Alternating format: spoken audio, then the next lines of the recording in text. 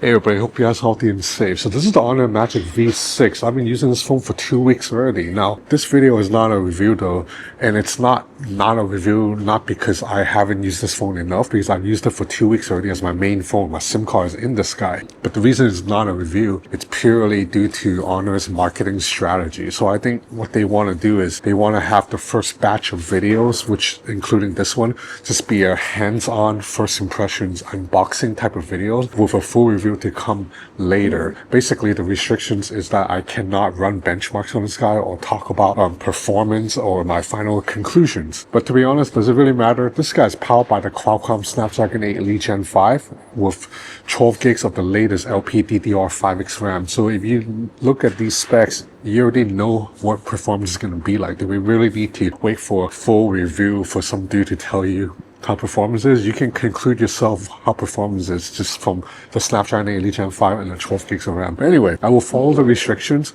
so this video is not a full review. Honor really wanted us to do an unboxing video, but to be honest, there's really not that much to show with the unboxing because the packaging hasn't changed. It's the same packaging as the last like 4 years, except now there's no charger in the box. So really, if I do an unboxing video, it would just be a 20-second video, but here it is anyway. I will talk about my hands-on impressions of the phone. So the first thing you'll notice when you pick up the Magic V6, if you're familiar with the V5 or V3, you'll notice that the new phone has a slightly flatter form factor, meaning the sides, they're a little bit flatter. And when it's folded, it feels more like an iPhone or a modern recent Android phone with a flat frame. Because before with the V5 and the V3, the edge of the screen kind of curves a little bit, so the sides kind of curve. Instead here now it's a flatter feeling. Now kudos to Honor because even though it is a more flatter design, the phone is still very comfortable to hold. It still does not have the sharp edges that a Samsung Galaxy foldables have. I've been complaining about Samsung's foldable hinge for years because it comes to this hard 90-degree corner that digs into my palm. Honor does a really good job designing this hinge. The hinge still has a subtle curvature that curves in, so there's no hard corner. Now this phone is actually a little bit thinner than last year. It measures only 4 millimeters when it's completely open, and when it's folded, it measures 8.7 millimeters. So this is thinner than like an iPhone 17 Pro Max actually, and thinner than last year's V5. Now, despite being a little bit thinner, the battery actually got bigger.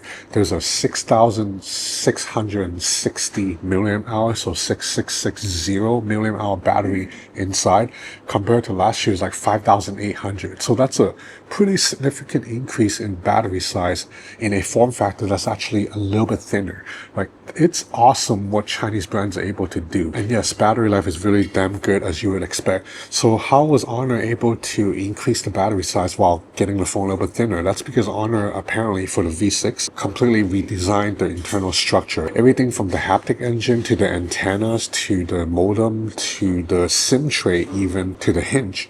They are newly redesigned for this phone and they're thinner and lighter than last year's version. So the inside, it's all new according to Honor. The crease seems to be improved a little bit. It's even shallower than before. Of course, you can still see if you really hunt for it, but it's harder to see than before. It needs to be more of an off angle. And when you run your finger through it, you don't really feel the crease that much. And I've been using this for 2 weeks already. So I've folded and unfolded it like over 1,000 times probably. The display doesn't seem to have changed from last generation, but it's still excellent. It's a 6.5 inch outer panel, 7.98 inch inner panel. So it's basically an 8-inch screen. Both screens are LTPO 2.0 panel with a refresh rate between 1 and 120 Hertz. And the outer panel gets over 6,000 nits of brightness, while the inner screen gets over 5,000 nits of brightness. So these are beautiful looking panels. And I also like that Honor have symmetrical speaker grills at the top and bottom. The camera hardware doesn't appear to have changed from last year. So you have a 50 megapixel main camera, f1.6 aperture, 1/1.5 inch sensor size. The periscope zoom lens is quite impressive for a foldable phone. It's a 64 megapixel periscope camera, 3 times optical zoom with a 1/2 inch sensor. A 1/2 inch sensor for a foldable phone zoom camera, it's quite big. And then you have a 50 megapixel ultra wide camera, but this ultra wide camera is quite weak in low light conditions. But during the day, it's fine. But that's the story with like almost every other foldable phone. And then you have a 32 megapixel front facing camera here and on the outside screen. The camera performance is quite good. The camera performance, as you can see from the samples, are quite good. I like that Honor now has a series of color picture profiles that you can choose from, and some of them kind of resemble like a film camera, which I quite like. Now, I don't think these tones are better than what Vivo has been giving us, but they are quite good and better than what Honor's giving us before. So I think the camera is quite good for an affordable phone. So you're watching main camera right now, main camera. And you have a 3x zoom, 3x zoom.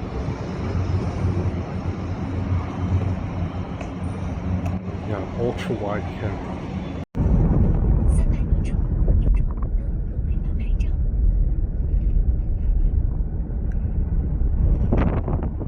Everything else, like all the flagship bells and whistles that you would expect, is here. Wireless charging, IP68 and 69 water and dust resistance. You have solid haptics, side-mounted fingerprint scanner, and the aforementioned stereo speakers. So yeah, pretty well-rounded package overall. Oh, and the phone supports stylus for the main and outer screen too, although I do not have a stylus on me for testing. Now as for software, this guy runs Magic OS 10 based on Android 16, and I've already said in several videos, I'm starting to really like Magic OS. I really like the resizable app folders that you can put into various shapes, and I'm happy to report that Honor has implemented that multitasking system that OnePlus and Oppo first showed off a few years ago.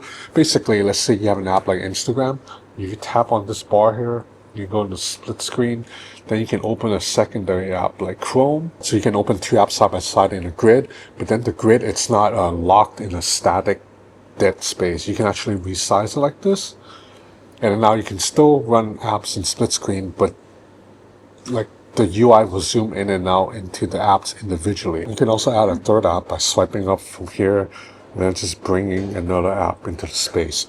Then you can have three apps running at the same time. So I think the multitasking system is very robust and easy to use.